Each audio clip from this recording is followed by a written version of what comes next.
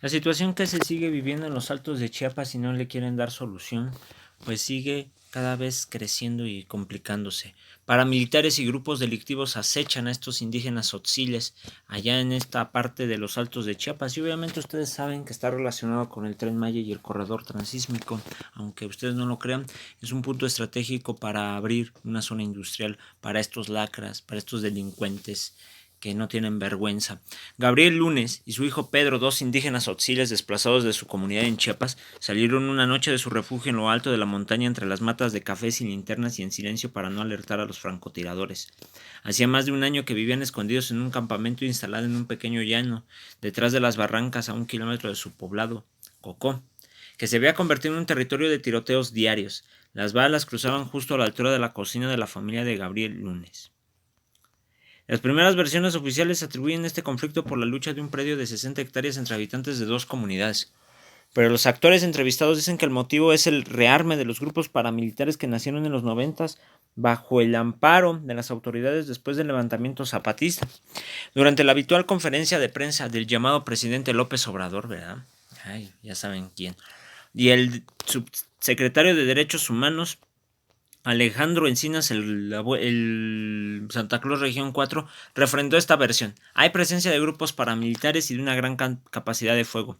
Incluso de grupos ligados presuntamente a la delincuencia organizada han generado niveles de violencia. Se presume que podrían ser Zetas o Cartel de Jalisco. Ojo con esa situación. El hambre que tenía la familia de Gabriel los obligó a dejar o a idear, un plan desesperado. Cavar furtivamente una trinchera debajo de su cocina para hacer tortillas de maíz bajo la línea de fuego. La excavación se prolongaría durante meses con viajes nocturnos de ida y vuelta por senderos y cañadas secundarias. Gabriel Lunes y su hijo sabían que algunos vecinos se habían aventurado por rutas similares para cuidar sus cosechas que habían sido, fíjense nada más, asesinados. Aquellas noches María Magdalena, la madre de familia, esperaba con sus otros 11 hijos descalza, vestida con traje de enagua azul y huipil rosado, con sus manos sobre el regazo y enmarcando sus mejillas, extrañando amasar el maíz. Pasábamos hambre hasta que se calmaban los tiros. Recordaba por el campamento que permanecía en un silencio casi absoluto, solo interrumpido por el murmullo de los hombres que debatían la solución para el desplazamiento y el llanto de los bebés. El campamento tampoco hay mucho que comer. Cuando lo visité, las despensas para 100 personas eran 2 cubetas y medio llenas de maíz y algo de comida enlatada. El agua la tomaban de un medicamento contaminado y las mamás repartían pozol, bebida de maíz licuada en agua. Niños y bebés de boca en boca en envases de plástico reciclados. El remedio para las diarreas y enfermedades respiratorias eran los rezos. Es por esto que la familia de Gabriel regresa con frecuencia a su cocina. Con el paso de las noches, las ollas, las sartenes y el fogón quedan resguardados por el muro de contención que les ayuda a cocinar las tortillas o los frijoles. Cuando Gabriel y su hijo acaban el trabajo, llega el turno de las mujeres que los relevan en esas incursiones nocturnas para cocinar en la trinchera. María Magdalena todavía espera que en el campamento, porque a sus 49 años su vista no era suficiente para caminar en esos cafetales de la oscuridad. La zona cero del conflicto es una cañada que divide los municipios de Chenaló y Aldama, un paisaje lídico que corre agua a través de formaciones rocosas. Los comuneros dicen allá al fondo cuando nombran a la cañada, y en los últimos tiempos siempre agregan que da miedo ir allá al fondo. Las montañas presiden el paisaje, ahora también las trincheras, de las dos orillas de la cañada donde se apostan hombres armados con fusiles. En los caminos de tierra hay casquillos percutidos regados por el suelo. Los primeros desplazados fueron 7 personas que vivían en un predio cercano a la cañada, sembrado con maíz, frijol y principalmente café. Era en junio del 2016. A balazos nos fueron a sacar de nuestras casas, nos despojaron de nuestro hogar, de nuestras tierras, nos quitaron los cafetales, les cortaron el fruto y luego le echaron machete, dijo Claudia Pérez García, una de las primeras víctimas desde la cabecera municipal de Aldama, donde vive actualmente. Primero les fueron quitando sus casas, sus pollos, y cuando ya no les quedaba nada fueron amenazados con armas de fuego y les quemaron sus casas, contó un lugareño que no había sido desplazado y solo pidió identificarse como Tino por motivos de seguridad. A partir del 2018, en enero, las miras de los tiradores apuntaron más arriba y alcanzaron a las casas de familias de 4 comunidades: Cotzinap, Tabac, Cocó y Suxchen, separadas por 1,5 kilómetros. Así como fue la familia de Magdalena Pérez, huyó hacia la montaña. Salimos con lo que llevábamos puesto todos y nada. Hacía frío y lluvia, teníamos que aguantar. Los que sufren son los más pequeños, ahí estaban llorando también, dijo. María Magdalena tuvo a sus 12 hijos en la comunidad, sus abuelos y sus bisabuelos que también nacieron en Cocó y se dedicaban a producir café. Las fincas eran el sustento de la familia hasta que estalló el conflicto armado. Era su única forma de tener dinero para comprar otra cosa que no sea maíz o frijoles. Las autoridades de Aldama afirman que 5 personas han sido asesinadas cazadas desde las trincheras. Al menos 2000 huyeron hacia los parajes donde se formaron los campamentos de desplazados.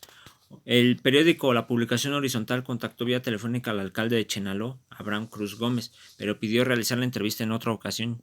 Hasta el momento no ha sido posible contactarlo. Fíjense, ¿cuántos no estaría ocultando? En fin. En los Altos de Chiapas, la región que se enclava Aldama, más de 7000 mayas otziles han sido desplazados en los últimos 2 años por los grupos armados de acuerdo con la suma de cifras de organizaciones ciudadanas que entraron en la zona de conflicto de la Comisión Nacional de Derechos Humanos y de la Organización de las Naciones Unidas. Huir de su comunidad, sin embargo, no les ha dejado por completo de las armas. El 4 de abril del año pasado, en el campamento de la comunidad de Tabac, sonaron disparos de alto poder. Las mujeres tomaron a sus hijos y se juntaron unas con otras como si se tratara de protegerse del frío, como lo hacen los pingüinos cuando hay tormenta, como si quedar apretadas unas a otras disminuyera el peligro. Las armas largas que disparan sobre la cocina de Magdalena llegaron a manos de civiles en el 94 después de que el Ejército Zapatista de Liberación Nacional se rebeló contra el Estado mexicano. Para combatir el movimiento guerrillero indígena, pues el llamado Ejército Mexicano creó el plan de campaña Chiapas 94. En el documento firmado en octubre de ese año incluía la identificación y entrenamiento de personas con alto sentido patriótico dentro de las comunidades para la organización de fuerzas de autodefensa, según dicen, ¿verdad? Pero el paramilitarismo creció y cada vez los episodios de violencia crecieron. Por ejemplo, se dio el más dramático en la historia de México, como la masacre de Acteal en Chenaló. El 22 de diciembre del 97, 45 tzotziles fueron asesinados mientras oraban por el fin de la violencia en su comunidad, que se había convertido en refugio de personas desplazadas. Guadalupe Vázquez tenía 10 años, 9 de sus familiares, entre ellos su madre, padre y hermanos, murieron ese día cuando se escondían en un arroyo. Fíjense la narración, estaban sus papás, sus tías, su abuela, sus hermanos y su papá iba por más personas. Cuando iba a mitad de camino yo levanté la cabeza y vi una persona con gorro y nos estaba apuntando, dijo en la ermita mientras rezaban las víctimas. A la vuelta del tiempo, al no investigar, al no desarticular estos grupos, las estructuras quedaron y ahora han quedado en el territorio y hoy lo vemos en los nuevos desplazamientos, es que en los grupos vuelven a activarse, dijo Pedro Faro del Fraiba. La violencia en Aldama no es solamente una confrontación de dos poblados, sino que es una acción de un grupo armado entrenado con una visión militar, acosando, aterrorizando a la población indígena. Ya lo habíamos mencionado, compas, y qué bueno que aquí lo recalquen porque les habíamos dicho, no es tanto el conflicto de tierras, el problema es que los paramilitares están provocando esto para hacer creer a la gente que sí hay un conflicto y así el gobierno no le quiera dar solución porque va a decir, pues ahí se los dejamos en las manos de no sé quién y en realidad nunca sucedió esta situación.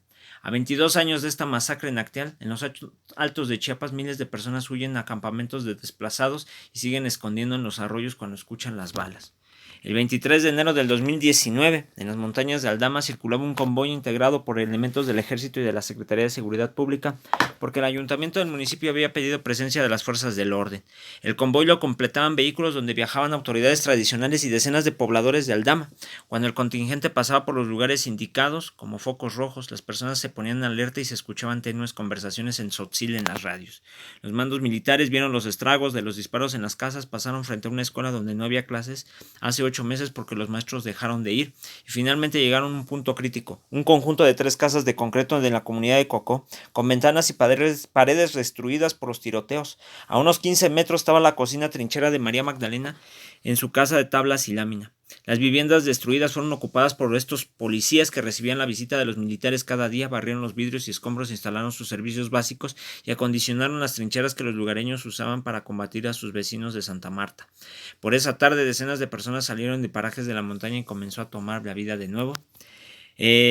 Una camioneta de seguridad pública trajo cientos de Coca-Colas para compartir. 3 días después las mujeres caminaban con sus niños, los autos circulaban de día, motociclistas repartían tortillas de casa en casa y los campesinos se desplazaban en grupos hacia sus parcelas con sus herramientas de trabajo. Un grupo de niños deshacían las cajas de cartón de verduras para construir fusiles de juguete. La casa de María Magdalena tenía sus puertas abiertas, sus hijas estaban tejiendo cojines rojos y morados, pero Pedro Núñez tenía un semblante rígido y no estaba de buen humor para hablar en español. Un lugareño tradujo la opinión de Pedro. Cuenta que no tienen esperanza de que dejen de disparar, sus casas huelen feo. Sus animales domésticos murieron de hambre porque se desplazaron varios meses, se murieron todos completamente, pero ahora es un alivio para ellos. Él quiere que siga así como los 3 días que pasaron. Aunque haya entrado el ejército, no pueden decir que están tranquilos y que todo está bien. Todos están retornando, quienes no están en la franja de fuego. Los que están en la orilla, esos no han podido retornar, dijo Pedro Faro del Fraiba, que ese día estaba en una misión de observación. Vamos a continuar. Dice, el principal interlocutor y guía del ejército durante su recorrido fue Ignacio Pérez Girón, síndico de Aldama, que ejercía como alcalde. Sus días estaban contados. Meses después, el 6 de mayo, fue encontrado muerto en un paraje del municipio de Sinacantán, también en los Altos de Chiapas. El EZLN solo rompió su silencio después de la llegada de las Fuerzas Armadas el 6 de febrero, emitió un comunicado y difundió varios videos grabados de habitantes al otro lado de la cañada. Un hombre con un pasamontañas originario de Santa Marta, Chenaló, habló de que ahí han pasado los mismos horrores que sus vecinos de las comunidades de Aldama. Estamos viviendo la situación de miedo y desesperanza. Las mujeres, los niños y todos nosotros nos reunimos cuando empiezan las balaceras porque llegan y atraviesan nuestras casas, dijo el miliciano zapatista. Según el recuento del EZLN, el 9 de marzo del 2017 al 7 de septiembre del 2018, 25 personas habían sido asesinadas sumando los dos lados de la cañada. Durante los últimos días de febrero, María Magdalena al fin cocinaba en su trinchera. Había huevos, envases de cerveza y botellas de Coca-Cola. La familia pasaba los días en la parte alta de la casa, una señal de que se sentían tranquilos. Las mujeres trabajaban en sus telares, los hombres iban y venían, retomando poco a poco sus labores. A principios de marzo, Aldama celebró su carnaval en la cabecera municipal, con sus niños pintados de jaguares, los adultos haciendo circular el pox, la bebida alcohólica, porque así los rezos salen más del corazón. El 3 de marzo, los tejidos de la casa de la cocina trinchera estaban terminados y se vendieron 4 cojines por 640 pesos. María Magdalena sonreía y ofrecía 2 vasos de coca a quien quisiera. Cerca de las 12 del mediodía comenzó a salir humo desde la montaña enfrente de Santa Marta. Los policías de la base mixta tomaron sus binoculares y dijeron que era mala señal. Siguieron brotando pequeños incendios de manera simultánea. Se escuchó un disparo. Salieron los hombres de las casas. Pedro Lunes, estaba entre ellos. Sonaron los radios, volvió el estado de alerta. Las hijas de la familia tuvieron que consolar a la mamá, que de nuevo tenía las manos sobre sus mejillas. Sonaron las ráfagas de balazos. Era hora de irse a esconder a la cocina. Esto es un proyecto llamado Fuera de Casa, una plataforma sobre el desplazamiento forzado interno en México. Se encuentra en horizontal.mx y lo comparte Animal Político. Pues ahí lo tienen, compas. Están pasando graves situaciones las familias y pues se tiene que hacer justicia y parar esta situación, pero que es necesario compartir y tener conciencia de lo que está pasando porque tiene que ver los megaproyectos. Saludos, compas.